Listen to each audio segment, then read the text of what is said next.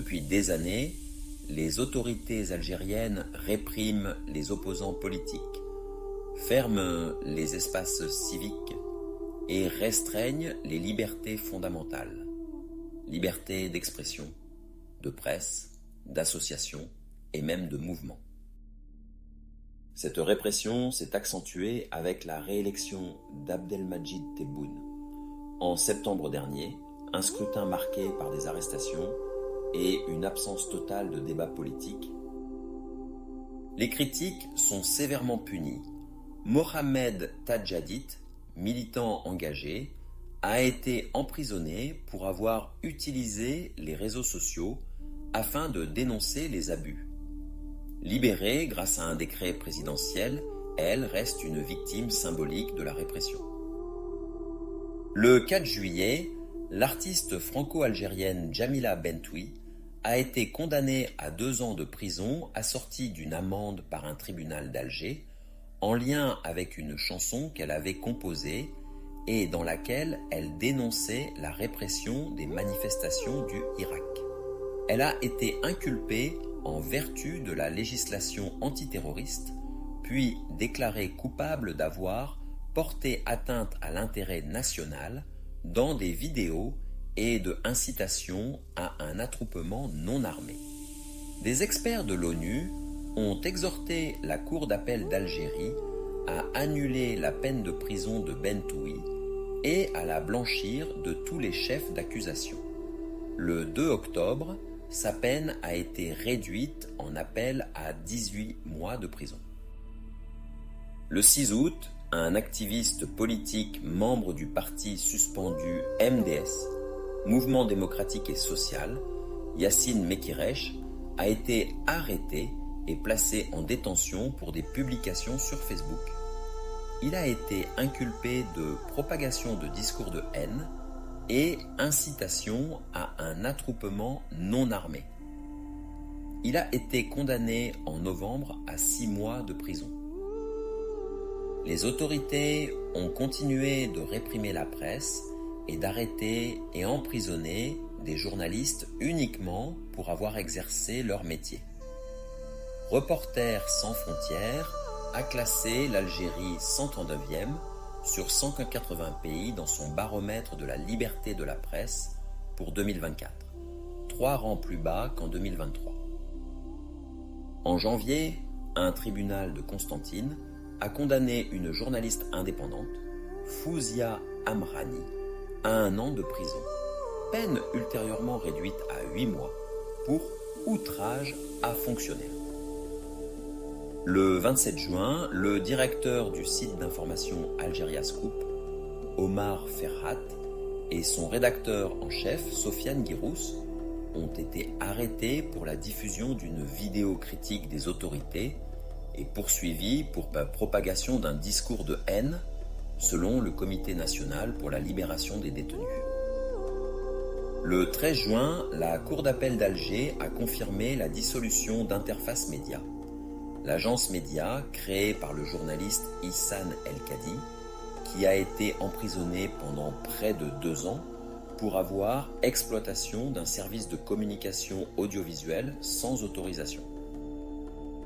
Organiser un événement pacifique en Algérie, c'est risqué. En juin, une librairie à Béjaïa a été fermée pour avoir accueilli une présentation de livres. Les autorités ont arrêté tous les participants avant de les libérer quelques heures plus tard. Le 10 juillet, un avocat et défenseur des droits humains, Sofiane Ouali, a été arrêté après avoir organisé un sit-in devant le tribunal de Béjaïa pour protester contre la détention arbitraire de sa cliente, l'activiste politique Mira Moknache.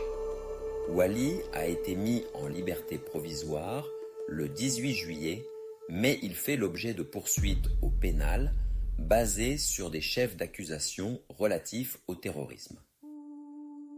Le 20 août, les forces de sécurité ont empêché de nombreuses personnes qui s'étaient rendues au village d'Ifri ou Zelagwen pour la commémoration d'un épisode historique de la guerre d'indépendance algérienne d'accéder au site. Elles ont arrêté plusieurs personnes, dont des activistes du parti politique Rassemblement pour la culture et la démocratie, selon une avocate. En mai, le rapporteur spécial des Nations Unies sur les droits à la liberté de réunion pacifique et à la liberté d'association a présenté son rapport à la suite d'une visite en Algérie en 2023, dans lequel il documentait la répression et l'intimidation de personnes et d'associations qui sont des critiques du gouvernement. Il a appelé les autorités à respecter les droits à la liberté de réunion pacifique et à la liberté d'association. Depuis 2022, les autorités algériennes ont intensifié leur recours à des interdictions de voyager arbitraires pour étouffer la dissidence. En avril, le journaliste Mustapha Benjama, emprisonné pour des motifs politiques de février 2023 à avril 2024, a été arbitrairement empêché de se rendre en Tunisie. Dans un autre cas de restriction de la liberté de mouvement, le journaliste algérien Farid Alilat a été arbitrairement empêché d'entrer en Algérie en avril. Il a affirmé avoir été retenu plusieurs heures et soumis à un interrogatoire par les services de sécurité à l'aéroport d'Alger, avant d'être renvoyé en France, où il réside. De nouveaux amendements au code pénal, promulgués le 6 mai, ont renforcé le caractère répressif de la législation existante.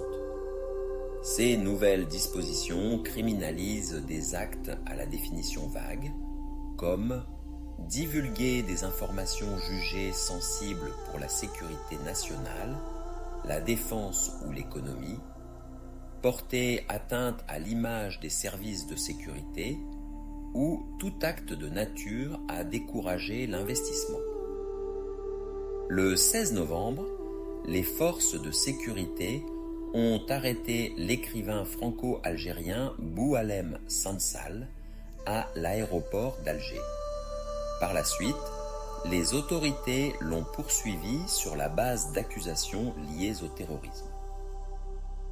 Une nouvelle loi sur l'industrie cinématographique est entrée en vigueur le 29 avril, renforçant encore le contrôle des autorités sur la production de films et instaurant une peine de prison pouvant aller jusqu'à 3 ans pour quiconque financerait ou travaillerait à la production de films qui ne se conformeraient pas à des critères vagues comme les valeurs et constantes nationales, la souveraineté nationale, l'unité nationale ou les intérêts suprêmes de la nation. Et que dire des migrants? En seulement 8 mois, 20 000 personnes ont été expulsées vers des zones désertiques à la frontière avec le Niger. Hommes, femmes, enfants.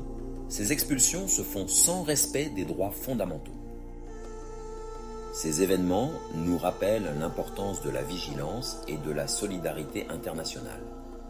L'Algérie, pays riche en histoire et en culture, mérite un avenir où chaque citoyen pourra s'exprimer librement et vivre dans la dignité.